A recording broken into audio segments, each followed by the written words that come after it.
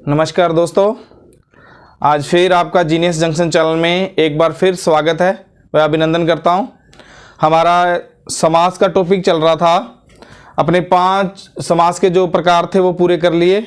आज लास्ट और अंतिम जो प्रकार है समास का वो कर रहे हैं, तत्पुरुष समास। ये तत्पुरुष समास थोड़ा बड़ा तो है, परंतु आपको बिल्कुल ही आसान शॉर्ट ट्रिक के माध्यम से समझाएंगे।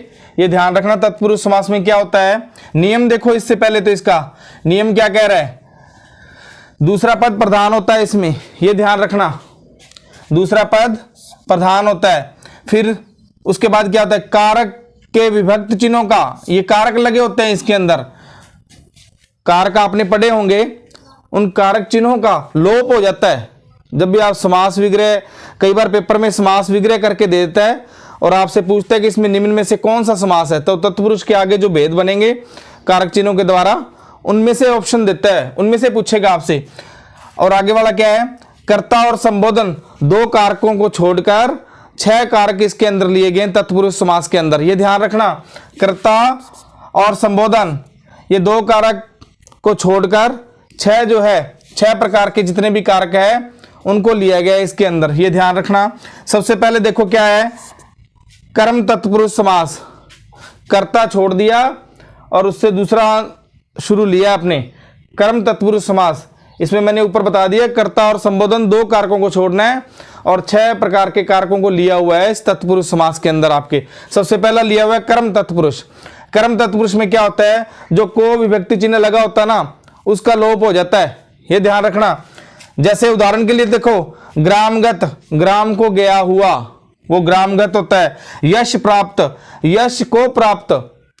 अब देखो कई बार पेपर में पता कैसे को व्यक्ति चिन्हों को लोप कैसे होता है, इस प्रकार से देता है, ग्राम को गया हुआ, तो क्या बन जाएगा, ग्रामगत। ऐसे दे देगा कि निम्न में से कौन सा समास है। ये तत्पुरुष समास तो है, कई बार तत्पुरुष समास ऑप्शन में नहीं देता, तो क्या दे देगा, कर्म तत्पुरुष समास देगा आपका, कि निम्न में से कौन सा समास है, तो कर्म या करण या संप्रदान या अपादान, इनमें से दे देगा, तो कर्म तत्पुरुष होगा।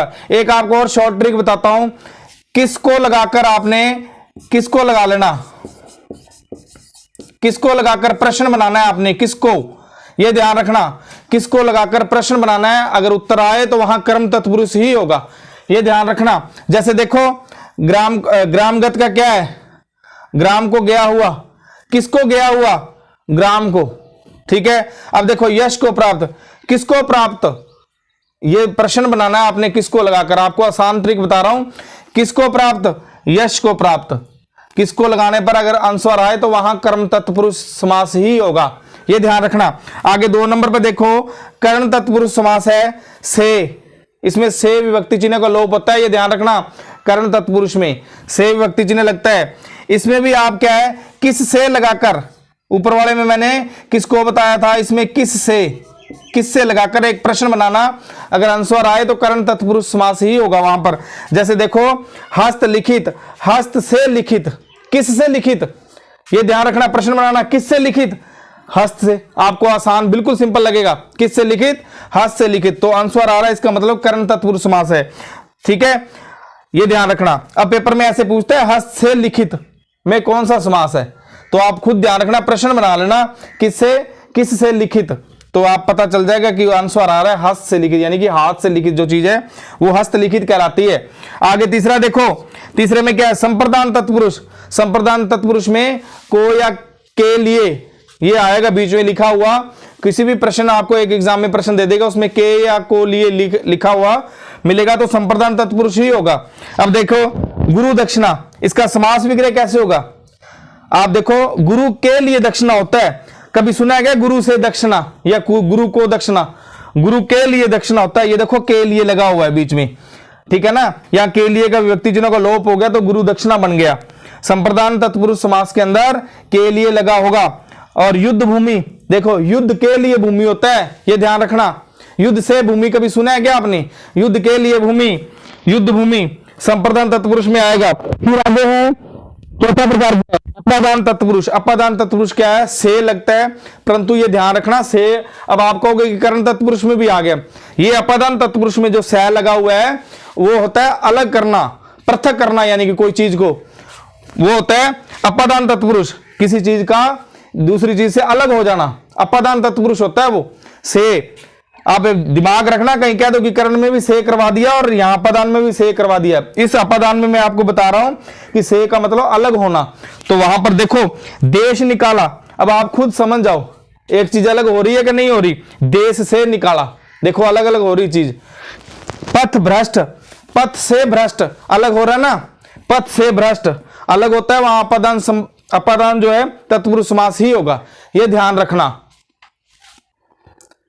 अब देखो ये पांचवा, देखो क्या कह रहा है, संबंध तत्पुरुष समास, यानी कि संबंध कोई ना कोई होगा। ये संबंध के मैंने बता दिए, का के की, ये 3 ग्रुप है, रा रे री या ना ने नी, ये लगाने आपने, वहां संबंध तत्पुरुष समास ही होगा, कोई ना कोई संबंध होगा आपस में दोनों का, ये ध्यान रखना। जैसे देखो गंगा जल, आपस में दोनों का संबंध है ना, तो समास विग्रह कैसे बनेगा, गंगा का जल, ये होता है।